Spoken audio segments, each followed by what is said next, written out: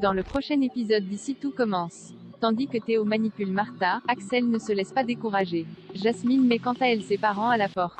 Attention, les paragraphes qui suivent contiennent des spoilers sur l'épisode d'ici tout commence diffusé lundi soir sur TF1.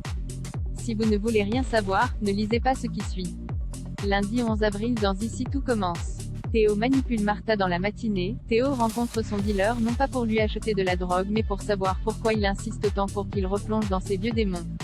En effet, le fils d'Emmanuel trouve étrange qu'il refasse surface pile au moment où il songe à reprendre la fumette. Théo veut donc connaître le nom de la personne qui lui a parlé mais sans succès. De retour en cuisine, Théo s'active pour le menu de Pâques. Comme il enchaîne les erreurs, Martha lui demande s'il s'est remis à fumer.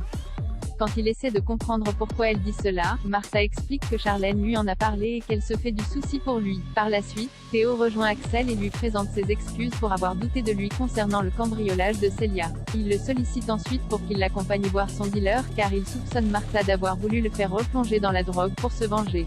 Malheureusement, Axel refuse de peur que son oncle le vire.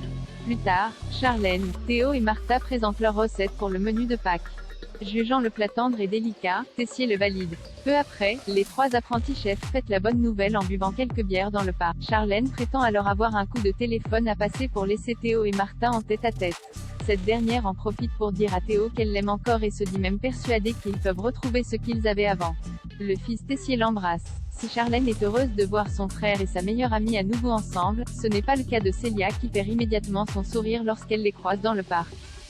Sans attendre, elle les confronte et tente d'ouvrir les yeux de Théo sur les réelles motivations de sa rivale. En vain. Théo affirme qu'il est toujours amoureux de Martha avant d'ajouter qu'elle était une erreur de parcours. Et pour enfoncer le clou, Théo lance que tout en elle est toxique.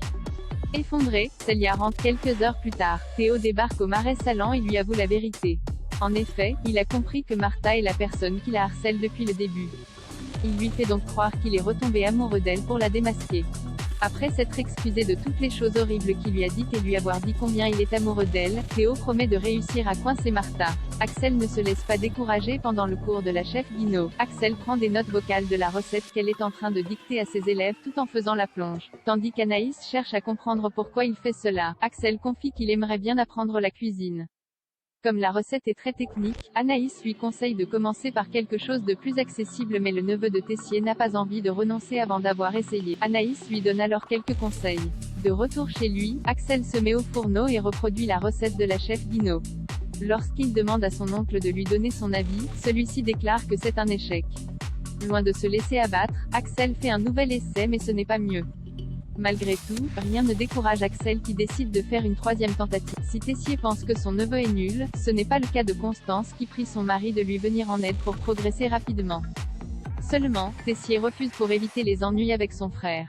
Jasmine met ses parents à la porte. Jasmine a accepté d'accorder une seconde chance à ses parents. C'est pourquoi elle retrouve Mylène et Boris dans le parc de l'Institut en compagnie de Greg et Naël pour passer du temps avec eux. L'ambiance est à la bonne humeur tant et si bien qu'elle accepte que ses parents prennent son fils dans leurs bras. Plus tard, Boris et Mylène viennent prendre le café à la coloc. Si tout semble aller pour le mieux, Jasmine surprend sa mère en train de dire à Naël qu'il sera toujours le bienvenu dans leur village s'il souhaite mener une vie saine d'esprit et de cœur, la devise de leur secte. Certaine que Mylène essaie d'embrigader son fils, Jasmine met ses parents à la porte.